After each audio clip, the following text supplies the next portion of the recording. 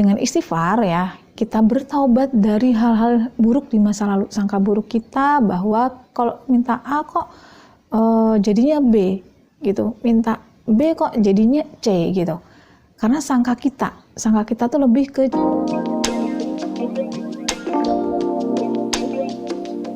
Assalamualaikum warahmatullahi wabarakatuh. Halo semuanya, jumpa lagi dengan aku Pipit Anggidia.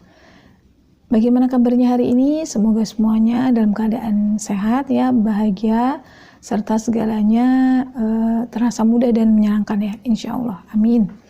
Di video kali ini aku mau sharing tentang masih seputar riyadhah, istighfar dan juga sholawat ya. Gimana ya istighfar dan juga sholawat ini bisa merubah pola pikiran kita, karena ya sangka kita kepada Tuhan, kepada siapapun itu awalnya dari pikiran ya. Jadi mungkin sekarang ya masih kemerungsung, gerasa gerusuk, takut, sedih, kecewa, khawatir dan segala macamnya. Gimana caranya supaya bisa berubah pola pikirnya menjadi hal yang menyenangkan, kemudahan gitu ya, dengan istighfar dan juga sholawat. Selengkapnya tonton terus videonya ya. Sebelumnya aku mau menginformasikan bahwa ya aku sudah buka kelas online batch pertama itu nanti hari Sabtu tanggal 16 September jam 19.30. Kuotanya hanya untuk 20 orang aja ya. Yang pertama ini apa yang dibahas yaitu tentang ini ya, merubah pola pikir kita itu dengan jalur riyadhah atau jalur langit. Karena bagi aku ini penting banget ya. Hidup kita itu berawal sebenarnya dari pikiran. Kalau pikiran ini kita nggak dirubah, kita mau beramal apa aja, riyadhah apa aja, itu tetap nggak akan ada hasil teman-teman. Nah, bagaimana membuat ya riyadhah kita itu, terutama istighfar dan juga sholawat, merubah ini pikiran kita. Nah, untuk pendaftarannya teman-teman bisa ke tab komunitas di channel aku ini atau di Instagram aku. Oke, baik, balik ke pembahasan ya. Oke.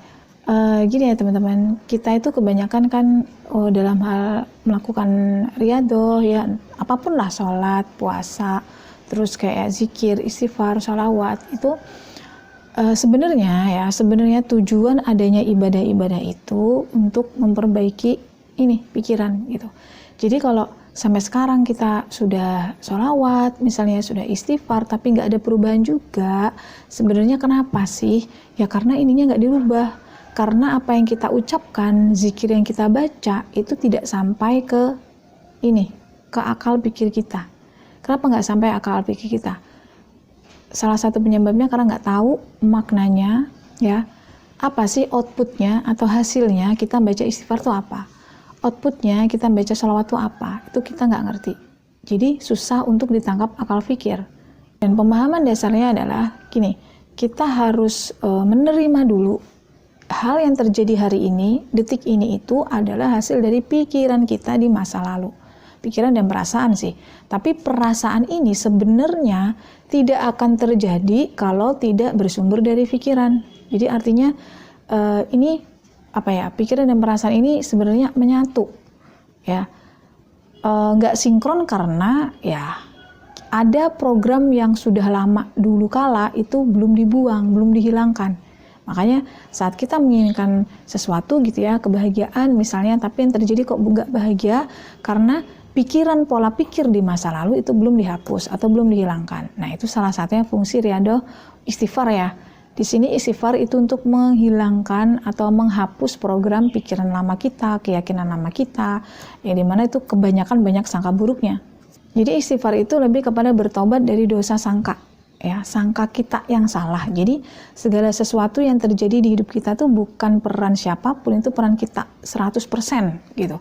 Karena Tuhan itu udah memberikan ya, kalau menurut aku, sesuatu di tubuh kita itu secara sempurna, yaitu bermula dari pikiran.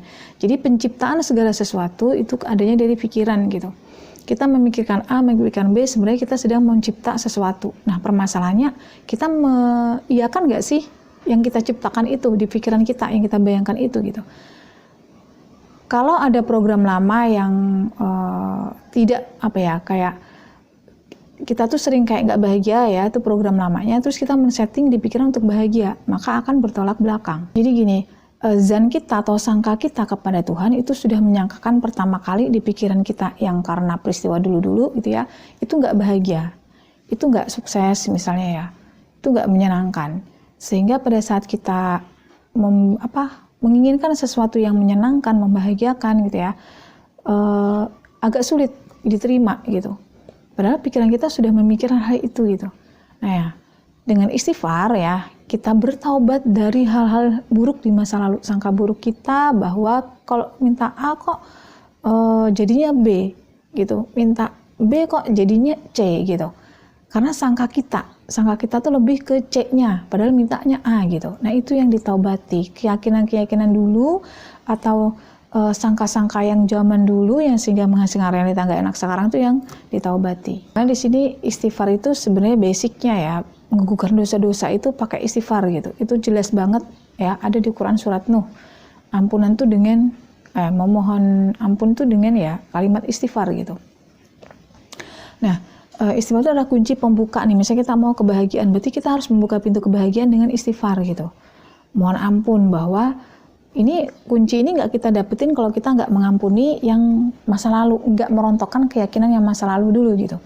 Nah setelah kita mengampuni diri kita sendiri ya, menerima kenyataan bahwa itu salah kita gitu ya, baru kita itu pakai sholawat. Sholawat itu adalah kendaraannya. Jadi berdoa kan dimulai dengan sholawat ya, dengan baca sholawat. Nah itu, jadi saat kita berdoa sudah dengan kendaraan yang benar gitu ya, pikirannya tadi udah tersetting benar gitu ya dengan istighfar, switch sudah diubah, kemudian kita berdoa dengan kendaraan yang benar dengan sholawat, ya udah